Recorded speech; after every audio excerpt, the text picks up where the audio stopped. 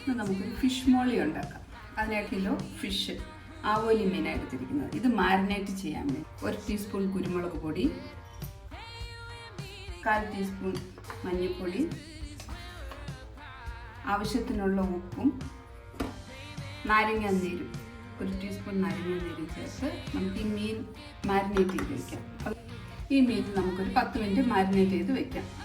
ഇനി നമുക്ക് ഈ ഫിഷ് ഒന്ന് ഫ്രൈ ചെയ്തെടുക്കണം. അതിനായിട്ട് നമുക്ക് കുറച്ച് വെളിച്ചെണ്ണ ഒഴിച്ച് മാരിനേറ്റ് ചെയ്ത് വെച്ചിരിക്കുന്ന ഫിഷ് നമുക്ക് വറുത്തെടുക്കാം.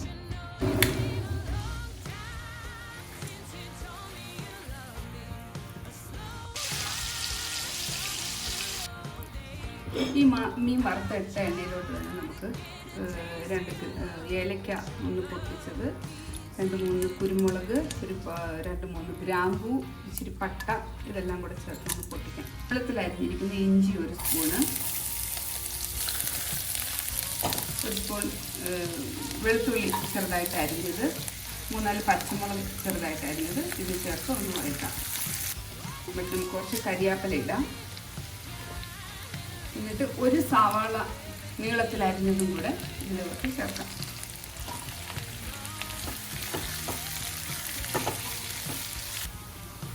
ഉള്ളി ഇത്രയൊന്ന് മൂത്ത് കഴിയുമ്പോഴത്തേക്ക് നമുക്ക് ഇതിനകത്തേക്ക് 2 സ്പൂൺ മല്ലിപ്പൊടിയും കൂടെ ചേർക്കണം.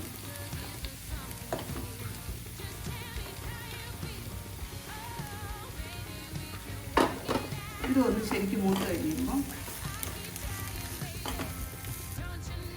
ഇത് ഇത്രയും മസാല ഒന്ന് മൂക്കുമ്പോഴത്തേക്ക് നമുക്ക് ഇതിനകത്ത് 1 അരമുറി തേങ്ങയെടുത്ത് 2ാം പാൽ ചേർക്കാം.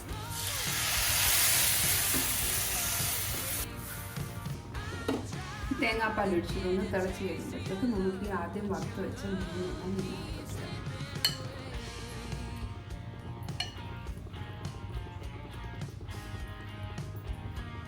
ഇതിൻ്റെ പുറത്തേക്ക് നമുക്കൊരു തക്കാളി വട്ടത്തിലരിഞ്ഞതും കൂടെ ചേർക്കാം.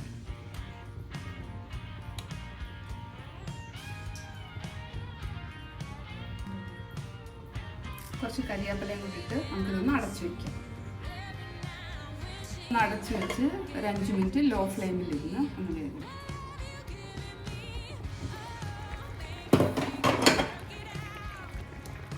ഇതിലേക്ക് നമുക്ക് ആദ്യത്തെ തേങ്ങാപ്പാലോട് ഒഴിക്കാം. 1ാം തേങ്ങാപ്പാലോട് ഒഴിക്കാം. എന്നിട്ട് ആവശ്യമെങ്കിൽ കുറച്ച് കുരുമുളകും കൂടി ചേർക്കാം. എരി വേണമെങ്കിൽ